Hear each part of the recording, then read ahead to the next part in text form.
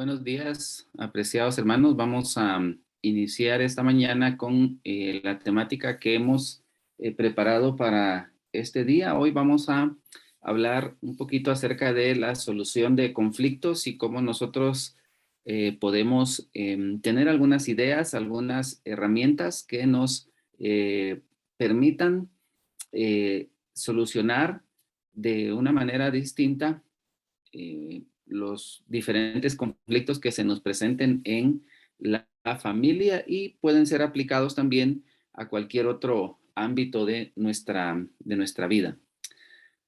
Así que vamos a iniciar mencionando algo relacionado al conflicto. ¿Cuándo es que se da un conflicto? Los conflictos son naturales del ser humano, son propios del ser humano. Es normal que donde estén por lo menos dos personas se dé la posibilidad de que exista un conflicto. Y esto se da porque cuando están las dos personas hay diferencias en cuanto a la forma de pensar, en cuanto a la forma de querer y en cuanto a la forma de sentir. Y muchas veces en esas formas diferentes de hacerlo, pensar, querer y sentir, no estamos nosotros de acuerdo o no coincidimos con la forma de hacerlo de la otra persona. Ah, pensamos diferente, estamos de acuerdo en que pensamos diferente, pero hay una forma distinta de pensar en relación al mismo evento y no compartimos la misma forma de pensar, entonces eso se presta para que pueda haber algún conflicto, surja algún conflicto. Entonces, para que haya un conflicto solamente necesitamos dos personas. Dos personas. Donde hay dos personas, es natural que los conflictos se den. Así que nosotros no podemos evitar los conflictos, no podríamos vivir sin conflictos porque eso es parte natural de nuestra experiencia como seres humanos desde que entró el pecado a esta tierra. Recordarán ustedes ahí el caso de Caín y Abel, por ejemplo, que ellos fueron los primeros hijos sobre esta tierra. Ellos tuvieron un conflicto ocasionado por la diferente forma de pensar y de actuar en cuanto a la instrucción que Dios les había dado a ellos de presentar un sacrificio. Y esa diferencia generó un conflicto y ese conflicto que no fue tratado de manera apropiada llevó hasta la muerte de uno de los dos personajes. Así que este es un pequeño ejemplo que nos muestra a nosotros cómo los conflictos desde que entró el pecado a esta tierra han surgido porque en nosotros los seres humanos se despertaron situaciones que son resultado del pecado. ¿Cuáles son los elementos de un conflicto? Bueno, necesitamos, decíamos hace un momentito, por lo menos dos personas. Si hay más, obviamente es más natural, es más fácil que los conflictos puedan darse donde hay más de dos personas. Y en la familia nosotros tenemos pues más de dos personas, porque está papá, mamá y los hijos, y entonces convivir entre todos, convivir todos juntos, esto hace que con mucha facilidad podamos enfrentar conflictos en la familia. Y no tiene que ver, o el surgimiento de conflictos no está en función de qué tanto nos conozcamos, no está en función del tiempo que tengamos juntos, no está en función de que seamos opuestos, no está en función de nada de eso. El conflicto surge por el simple hecho de haber dos personas que piensan diferente, que sienten diferente y que quieren diferente. Muchas veces esos conflictos se generan también porque nuestros intereses están contrapuestos a los de la otra persona. Y entonces eso normalmente surge o genera un conflicto. Luego, también se dan los conflictos porque una de las dos personas está tratando de neutralizar al otro, está tratando de dañar al otro, está tratando de eliminar en algún momento al otro, está tratando de hacer sentir mal al otro, está tratando de exponer hacer prevalecer su criterio, su pensamiento, está tratando de tener la razón por encima de cualquier otra cosa. Y entonces esto hace que los conflictos puedan surgir de manera más inmediata. Y bueno, tenemos allí los 4 ejemplos bíblicos, hay muchos más. Tenemos el caso de Caín y Abel o Jacob y Esaú, que nosotros podríamos también ir analizando desde esta perspectiva cómo ellos tuvieron un conflicto. En el caso de Jacob y Esaú, que ese conflicto desencadenó el exilio, podríamos decir, de Jacob, teniendo que salir de su casa por la amenaza de muerte, porque hubieron intereses contrapuestos. En el caso de José y sus hermanos también, ellos pensaron en incluso la muerte. Sin embargo, José fue llevado a otro lugar, exiliado en otro país, a causa de los intereses contrapuestos, a causa de la intención por neutralizarlo a él, motivados por diferentes situaciones, pero allí nosotros podemos notar claramente los elementos de un conflicto. Algo bien interesante, queridos hermanos, es que todo conflicto genera emociones. Y yo quisiera que revisáramos aquí algunos textos rápidamente para que nosotros podamos tener una evidencia de esto. Vamos a revisar Génesis 4:5. Todo conflicto genera emociones. Ya vamos a ver cómo se va desencadenando este asunto de los conflictos. Génesis 4:5 dice, pero no miró con agrado a Caín ni a su ofrenda, por lo cual Caín se enojó en gran manera y decayó su semblante. Vemos entonces que la forma de pensar, de percibir las cosas, la forma de querer hacer prevalecer nuestra voluntad, en el caso de Caín, generó en él una emoción y esa emoción era la emoción del enojo. Si nosotros revisamos rápidamente Génesis 37:41, también vamos a encontrar aquí esta evidencia. Génesis 37:4, creo que es, vamos a ver, Génesis 37. Sí, Génesis 37:4. Al ver sus hermanos que su padre lo amaba más que a todos, ellos lo aborrecían y no podían hablarle pacíficamente. Ah, el versículo 5 dice que los hermanos llegaron a aborrecerlo aún más. Así que todo conflicto genera en nosotros emociones. Es natural eso, que en los seres humanos un conflicto genere emociones. Puede ser enojo, como en el caso de Caín, en el caso de los hermanos de José puede ser que lo odiaron, lo aborrecieron, puede ser miedo, puede ser frustración. Cualquier emoción está siendo generada por un conflicto. Luego, nosotros tenemos que toda emoción genera un pensamiento, un pensamiento. Veamos Génesis 4:8. Dice, Caín dijo a su hermano Abel, salgamos al campo. Y aconteció que estando en el campo, Caín se levantó contra su hermano y lo mató. La primera parte dice, Caín dijo a su hermano Abel, salgamos al campo. Veamos la secuencia. Hubo un conflicto allí entre Caín y Abel. Caín se enojó, ese enojo generó pensamientos en Caín y entonces esos pensamientos, esa intención que Caín tenía, le dice a su hermano, salgamos al campo. En el caso de Génesis 37:4, dice el versículo 7 de 37. Tuvo José un sueño y lo contó a sus hermanos y ellos llegaron a aborrecerlo más todavía. Entonces sus hermanos le dijeron, ¿reinarás tú sobre nosotros o dominarás sobre nosotros?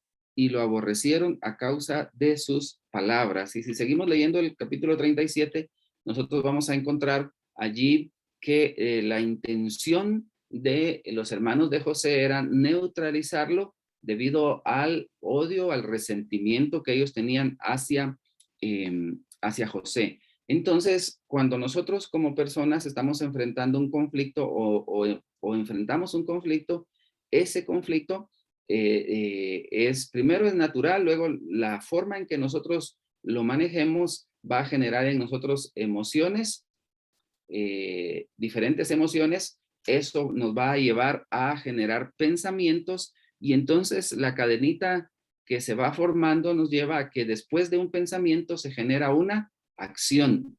En el caso de Caín y Abel, ¿cuál fue la acción que se desencadenó después de el conflicto, emoción, pensamiento? ¿Cuál fue la acción? Ahí en el versículo 8 nos dice que aconteció que estando ellos en el campo, Caín se levantó contra su hermano Abel y lo mató.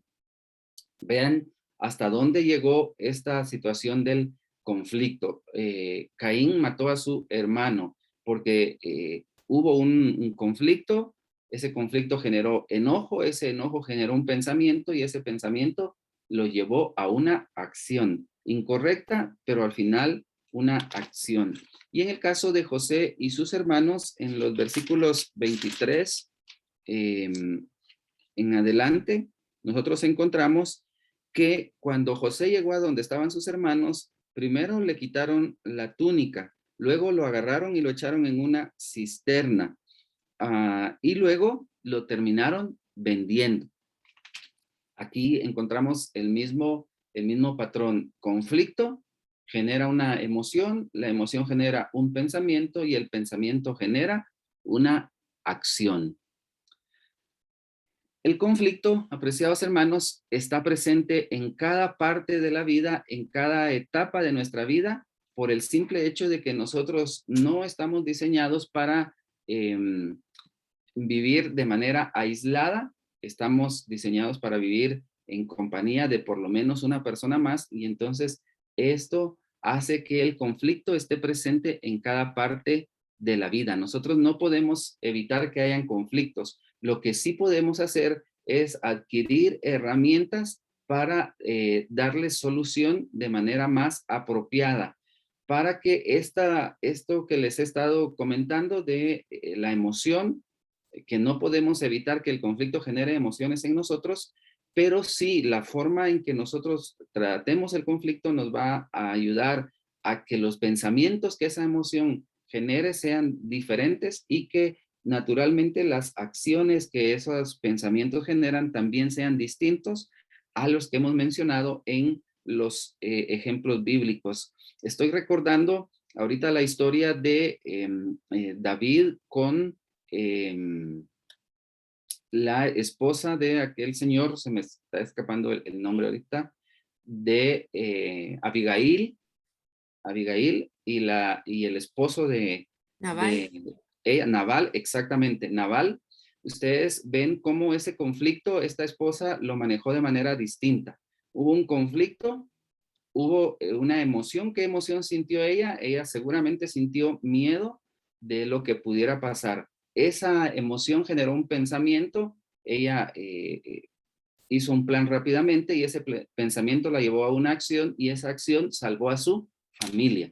Así que nosotros notamos que después del conflicto siempre hay una emoción, un pensamiento, pero vemos en estos casos cómo esos pensamientos y esas emociones pueden ser diferentes, ¿verdad? Y esto es importante cuando nosotros comprendemos el conflicto desde esta perspectiva y también nos ayudará mucho el poder enfrentar de una manera más positiva el conflicto cuando nuestro nivel de estima propia es apropiado. Cuando nuestro nivel de estima propia es muy bajo, entonces nosotros normalmente tendemos a tener pensamientos a la defensiva o pensamientos provocativos y las acciones de la misma naturaleza. ¿Qué pasa con las personas que son conflictivas? Son normalmente con personalidades rígidas, tienden a ser agresivas y a escalar los conflictos.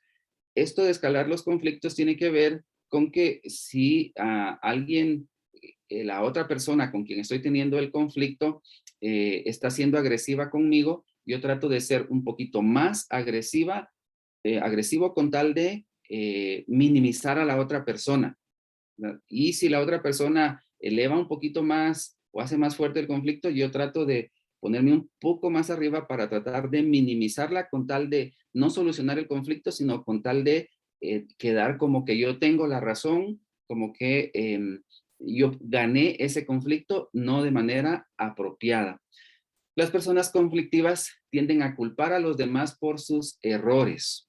Ah, cometen una equivocación y entonces dicen es tu culpa. Si no fuera por ti, yo no me enojara. Si no fuera porque tú haces esto, yo no hiciera lo otro. Si tú actuaras diferente, yo sería diferente. Pero esto solo es un patrón de conducta de las personas conflictivas, no tiene nada de cierto, porque cada quien es conflictivo por sus propias experiencias, por sus propias decisiones. Le cuesta integrar los grises de la vida. Para la persona conflictiva es negro y blanco es blanco. Normalmente se va a los extremos. Le cuesta ser un tanto flexible y le cuesta también moverse un poquito de lo que son sus criterios, sus pensamientos, y por eso es que normalmente se dan conflictos porque negro es negro y blanco es blanco. También la persona conflictiva tiene dificultad para manejar sus emociones. Normalmente las emociones lo desbordan. No es que no experimente emociones, sí las experimenta, pero normalmente esta persona es desbordada por las emociones y entonces nosotros vemos conductas un tanto dañinas para la misma persona y también para las relaciones de quienes están cerca de esa persona.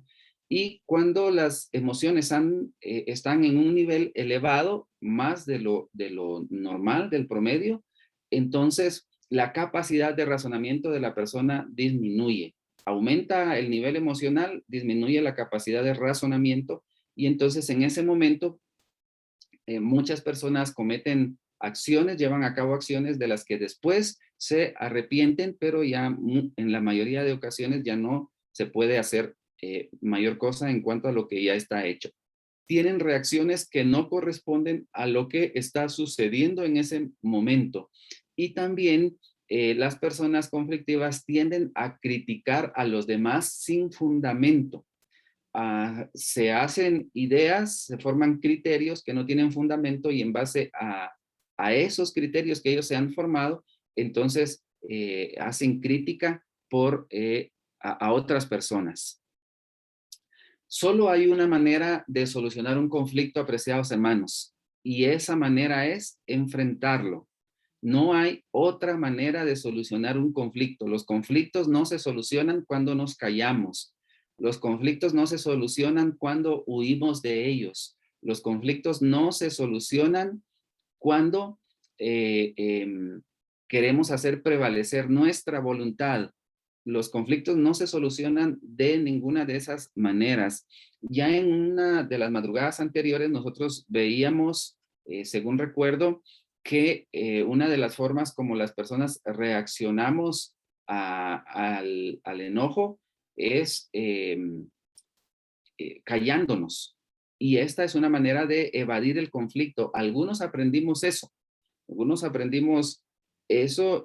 Yo recuerdo que en mi casa, en mi hogar paterno, cuando yo me enojaba con mi mamá por alguna situación, yo aprendí que yo no le recibía a ella comida cuando yo me enojaba y entonces como que eso era para hacerle sentir a ella que yo estaba molesto y como para manifestarle mi descontento. Pero al final yo fui entendiendo que esa actitud que yo había aprendido así no tiene mucho sentido porque yo también me estoy haciendo daño, estoy dañando la relación, estoy evitando o estoy huyendo más bien del descontento, del conflicto que pueda darse y entonces el conflicto no se soluciona.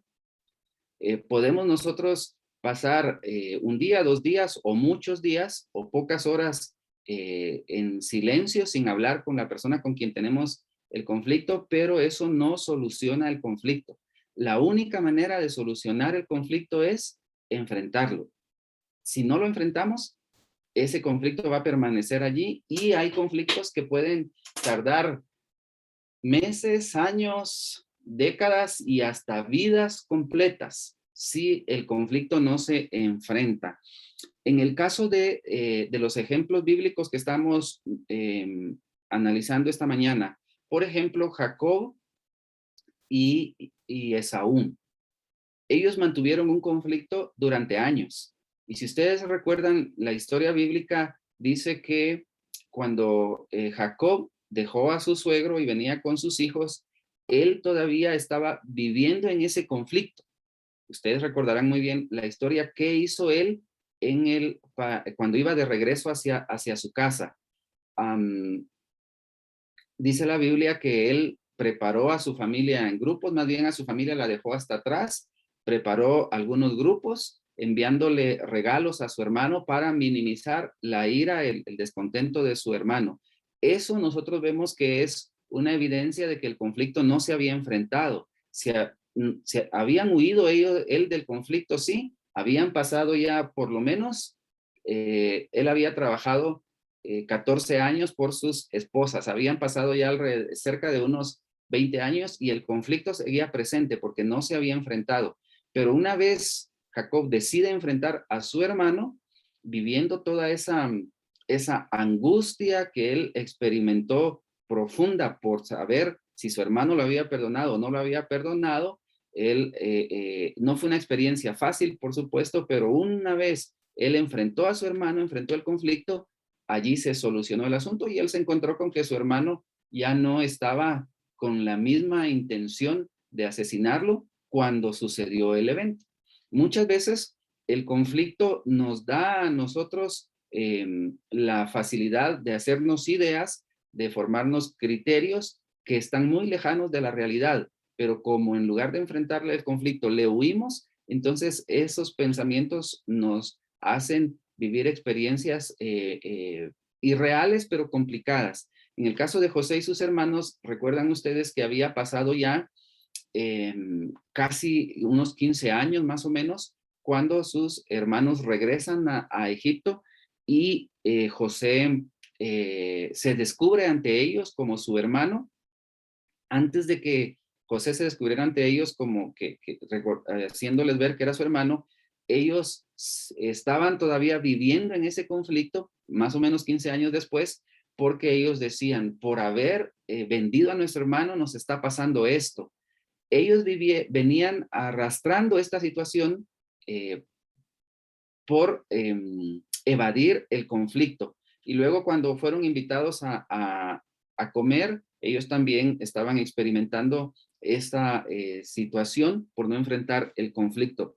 Y José no tenía ningún rencor contra ellos. José ni siquiera, aunque tenía la posibilidad de vengarse, no lo iba a hacer porque José había tenido una actitud diferente, pensamientos diferentes, a pesar de que él había sido la víctima en este conflicto. Así que nosotros podemos notar allí en estos ejemplos bíblicos que los conflictos se solucionan cuando nosotros los enfrentamos. Pautas a seguir cuando nosotros enfrentamos un conflicto. Es importante que aclaremos desde el inicio las causas que han provocado este conflicto. A veces nosotros consideramos que lo que está sucediendo es el conflicto, pero en realidad hay cosas detrás de lo que sucede o lo que genera el conflicto. Por ejemplo, cuando una esposa se enoja porque el esposo sale con los amigos y llega mucho después de lo que había dicho que iba a regresar a la casa. Eso en muchas ocasiones genera un conflicto, una inconformidad.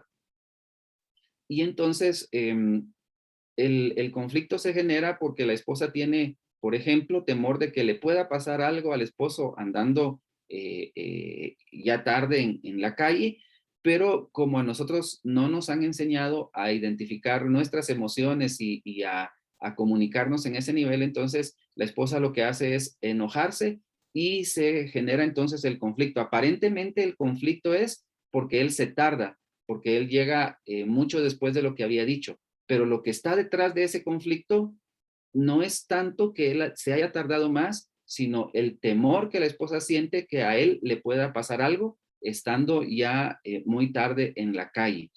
Entonces, muchas veces lo que nosotros creemos que es el conflicto no es en sí lo que genera el conflicto, sino hay algo detrás y entonces necesitamos nosotros aclarar desde el inicio cuáles son las verdaderas causas que nos están llevando a generar esa inconformidad. Diferenciar también entre el conflicto real y el percibido. En los dos ejemplos bíblicos que les he mencionado, Jacob y los hermanos de José, ellos seguían viviendo en el conflicto, aunque de la otra parte no existía un conflicto. Y entonces, para Jacob y los hermanos de José, este no era un conflicto real, sino un conflicto percibido por ellos, porque el conflicto real ya había terminado para las otras personas desde mucho tiempo atrás. Es importante que cuando buscamos la solución de un conflicto no busquemos culpables, no nos echemos la culpa de lo que hemos hecho, de lo que hemos dicho, sino más bien veamos cómo la interacción que estamos teniendo está permitiendo que tengamos este conflicto. Es importante tener la disposición a colaborar, buscar alternativas viables para ambas partes, a algo que sea beneficioso para uno y para otro. Esto es importante. Identificar entonces alternativas viables, luego de identificar esas alternativas viables, seleccionar la que es más beneficiosa de todas. Pueden haber 10 alternativas que son muy buenas para ambos, pero de esas 10 vamos a escoger la que sea más beneficiosa. En ocasiones no podemos escoger más de una alternativa. En algunas ocasiones probablemente sí, pero en la mayoría vamos a ir alternativa por alternativa. Luego que le hemos escogido, necesitamos llevar a cabo esa alternativa aceptada. Si nos hemos comprometido a hacer algo, necesitamos cumplirlo porque necesitamos compromiso de ambas partes. Un conflicto no se soluciona si tenemos dos involucrados y uno está comprometido y el otro no está comprometido. Si ambos dijeron que algo van a hacer y este lo cumple y esta persona no lo cumple, ese conflicto no se va a solucionar. Necesitamos darle seguimiento al compromiso que hemos hecho de, de aportar según el acuerdo o según la disposición o lo que hemos mencionado, darle seguimiento al compromiso. Y algo importantísimo, indispensable en la solución del conflicto es no pasar factura. Esto quiere decir no vengarnos, no desquitarnos. Aunque tengamos la posibilidad de hacerlo, estemos en condiciones de desquitarnos, de vengarnos, es importante que no actuemos de esa manera porque entonces el conflicto solo se hace más grande y no se soluciona. Y puede ser que nosotros de algo tan pequeñito armemos un conflicto tan grande que nos cueste mucho solucionarlo. Cuando nosotros tenemos esto en mente de pasar factura, de vengarnos o de desquitarnos.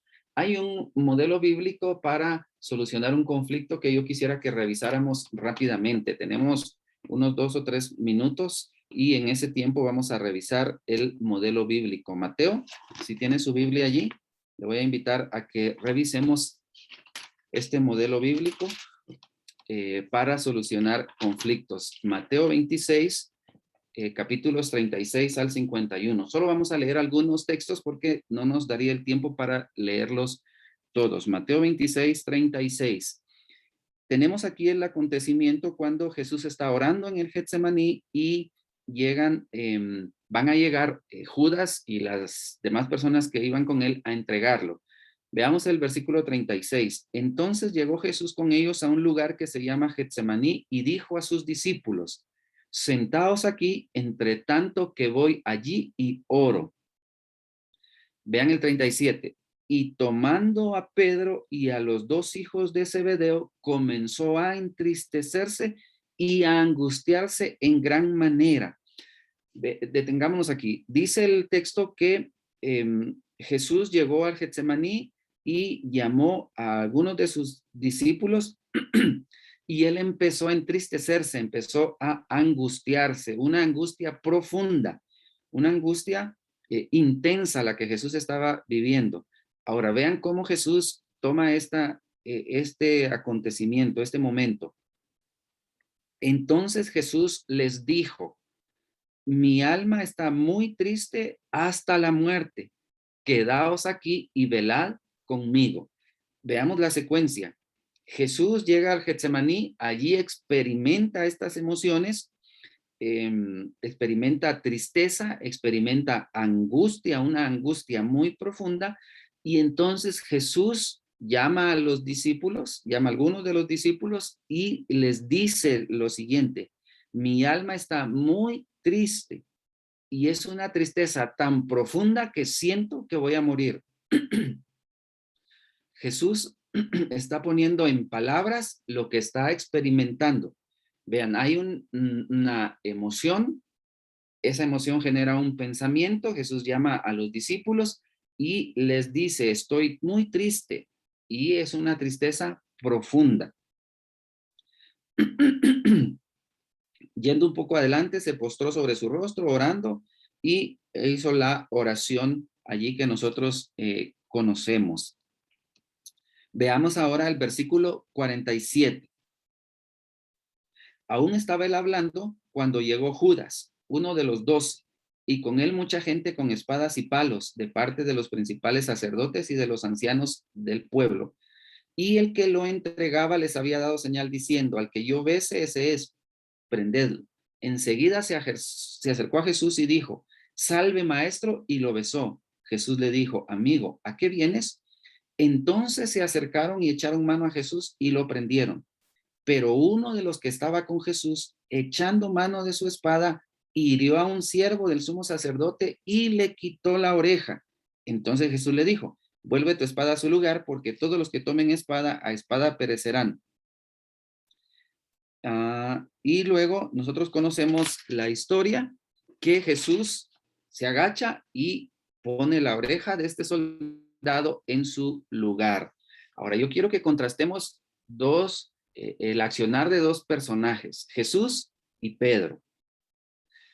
Cuando llegaron los soldados, ¿qué hizo Pedro? Sacó su espada y le cortó la oreja al soldado. Yo no creo que Pedro haya tenido muy buena puntería, más bien yo creo que el soldado esquivó el golpe, porque el golpe seguramente iba para otro lugar.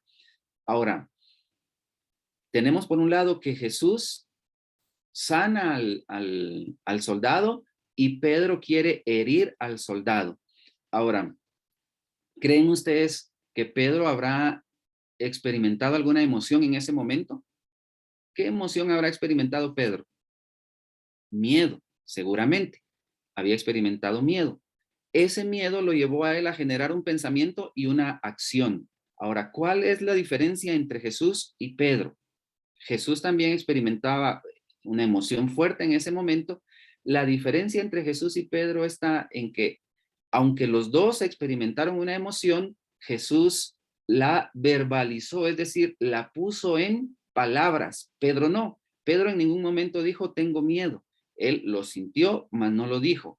Y su accionar fue diferente. Entonces, cuando nosotros seguimos este modelo bíblico de sentir, nos damos el permiso de sentir, identificamos qué estamos sintiendo, eso nos genera pensamientos, los ponemos en palabras, nuestro accionar va a ser completamente diferente, más apropiado, un accionar más controlado, más regulado, a diferencia de cuando nosotros no nos damos la libertad de sentir, no identificamos qué sentimos, no verbalizamos eso que estamos sintiendo, nuestro accionar normalmente es arrebatado, es ofensivo, es a la defensiva también, y entonces esto, en lugar de generar una solución al conflicto, nos lleva a que los conflictos permanezcan por mucho tiempo en nuestras relaciones de familia.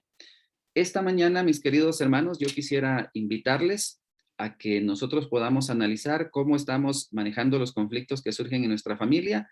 Vamos en la oración a pedirle a Dios que nos ayude a hacerlo de una manera más apropiada y que nosotros podamos seguir el ejemplo de Jesús, darnos la libertad de sentir, identificar qué sentimos, eso nos va a generar naturalmente un pensamiento, verbalizamos eso que estamos sintiendo, lo ponemos en palabras y entonces naturalmente la conducta va a ser diferente a cuando nosotros seguimos el camino que siguió Pedro. Que Dios pueda ayudarnos y pueda bendecirnos para que cuando surjan esos conflictos podamos darles podamos manejarlos de manera más apropiada para los involucrados. Que Dios